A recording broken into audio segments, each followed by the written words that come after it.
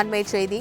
தமிழக திட்டங்களுக்கு நிதி ஒதுக்கீட வேண்டும் என கோரிக்கை விடுக்கப்பட்டிருக்கிறது. தமிழ்நாட்டு திட்டங்களுக்கு தேவையான நிதியை ஒதுக்க வேண்டும் என மத்திய அரசுக்கு கோரிக்கை விடுக்கப்பட்டிருக்கிறது. டெல்லியில் நிதியமைச்சர் நிர்மலா சீதாராமன் தலைமையில் பட்ஜெட்டுக்கு முந்தைய கூட்டமானது நடைபெற்று வரக்கூடிய சூழலில் தமிழக அரசுக்கு நிதி ஒதுக்க வேண்டும் என வேண்டுகோள் விடுக்கப்பட்டிருக்கிறது.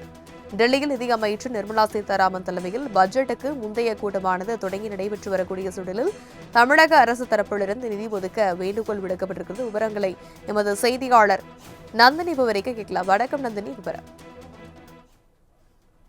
வணக்கம். டெல்லியில் மத்திய நிதியமைச்சர் நிர்மலா சீதாராமன் தலைமையில் மாநில நிதி அமைச்சர்களுடன் மத்திய அரசின் நிதிநிலை அறிக்கைக்கான முன்னோடி ஆலோசனை கூட்டத்தில் தமிழ்நாடு அரசின் தரப்பில் சுற்றுச்சூழல் மற்றும் காலநிலை மாற்றத்துறை அமைச்சர் தங்கம் தென்னரசு பங்கேற்றிருக்கிறார். அப்போது மாநிலங்களுக்கு ஒதுக்க வேண்டிய நிதியை உரிய நேரத்தில் ஒதுக்கீடு செய்ய வேண்டும் என அவர் வலியுறுத்தி இருக்கிறார்.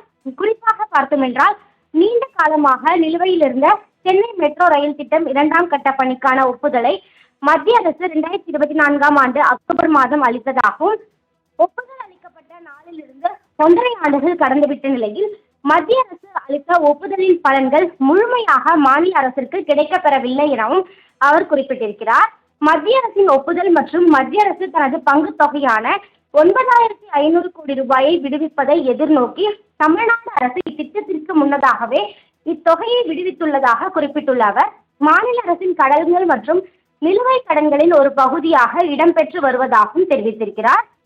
இந்த நிலையில்தான் அமைச்சரவையின் ஒப்புதலுக்கு ஏற்ப மத்திய அரசின் வரவு செலவு திட்டத்தில் தேவையான நிதி ஒதுக்கீடு மற்றும் கணக்கியல் பதிவுகளை மத்திய அரசு செய்திட வேண்டும் என கேட்டுக்கொள்வதாகவும் அவர் குறிப்பிட்டிருக்கிறார். அதேபோன்று மதுரை மற்றும் கோயம்புத்தூர் மாநகரங்களில் மெட்ரோ ரயில் திட்டத்தை செயல்படுத்துவதற்கு மத்திய அரசின் ஒப்புதலுக்காக தமிழ்நாடு அரசு சமர்ப்பித்த விரிவான திட்ட அறிக்கைகளுக்கு ஒப்புதல் வழங்காததற்கு தெரிவிக்கப்பட்டுள்ள காரணங்கள் ஏற்கனவே மற்ற மாநிலங்களில் ஒப்புதல்கள் வழங்கப்பட்ட இதர நகரங்களுடன் ஒப்பிடும்போது முரண்பாடாக அமைந்துள்ளதாகவும் அவர் தெரிவித்திருக்கிறார்.